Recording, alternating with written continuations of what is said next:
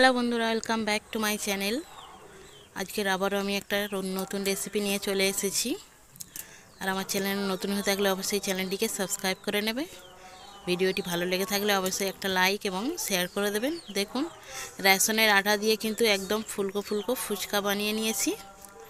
দেখুন, মাত্র একদম কম খরচে দুটো তিনটে উপকরণ দিয়ে কিন্তু খুব সুন্দর একটা ফুচকা বানিয়ে নিয়েছি। দেখুন কত সুন্দর ক্রিস্পি হয়েছে, একদম মুচমুচে, একদম ফুলকো ফুলকো ফুচকার রেসিপিটা। এর জন্য রেশনের আটা নিয়ে নিয়েছি, আপনারা চাইলে বিয়াটাও নিতে পারেন। রেশনের আটা নিয়ে নিয়েছি, এরপর সুজি দিয়ে দেবো, দিয়ে আর নুন দিয়ে দেবো অল্প করে। এরপর সুজিটা দিয়ে দিচ্ছি, সুজিটা দিয়ে একটু নাড়াচাড়া করে নেব। দেখুন, সুজিটা দিয়ে দিয়েছি, এরপর দিয়ে দেবো অল্প করে একটু নুন আর এবং অল্প করে একটু তেল। একটু নুন দিয়ে দিয়েছি, এরপর তেল দিয়ে দিয়েছি, দিয়ে কিন্তু ভালো করে মাখিয়ে নেব।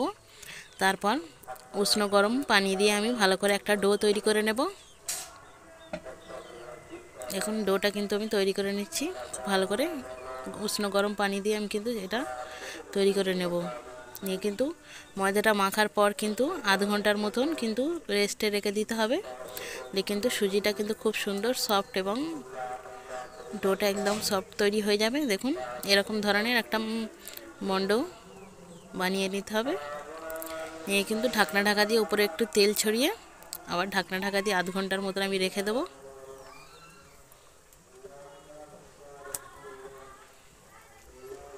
উপরে একটু তেল দিয়ে মেখে নিয়েছি, এরপর আমি আধা ঘন্টার জন্য রেস্টে রেখে দেবো।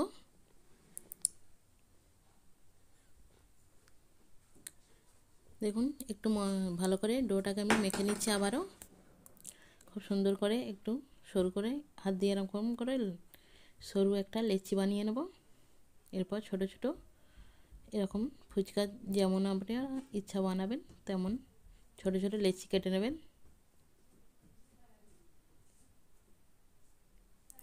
ছোট ছোট লেচি কেটে নিয়েছি। দেখুন, এবার বেলে নেব, তেল দিয়ে কিন্তু বেলে নিচ্ছি এখানে।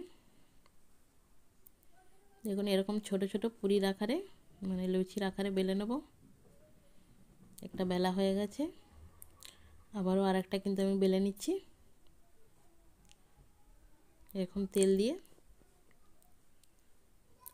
বেলা হয়ে গেলে একদম গরম তেলের মধ্যে সবকটা ফুচকা আমি কিন্তু ভেজে নেব।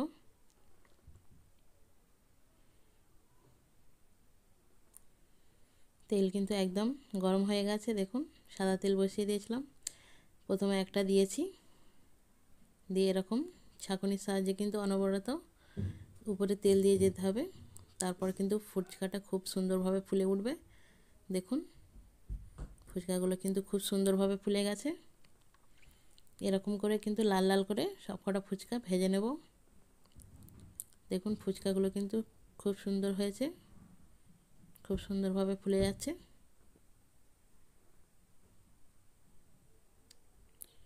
এরকমভাবে সবকটা ফুচকা কিন্তু আমি পরপর ভেজে নেব। দেখুন, এত গোল হয়ে গেছে, ভালো করে উল্টানোই যাচ্ছে না। এরপর তেল ছাঁকিয়ে আমি ফুচকাগুলো তুলে নেব।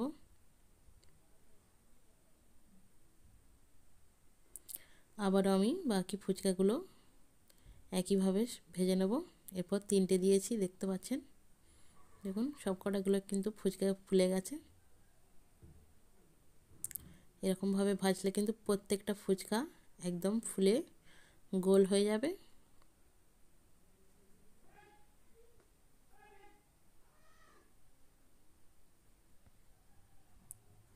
একদম কিন্তু উল্টানোই যাচ্ছে না। দেখুন ফুচকাটা, এই দেখুন আবারও কয়েকটা আমি ভেজে নিয়েছি। এই ফুচকাগুলো আবার একটু লম্বা লম্বা টাইপের বানিয়েছি। সবকটা ফুচকা ভালো করে ভাজা আমার হয়ে গেছে।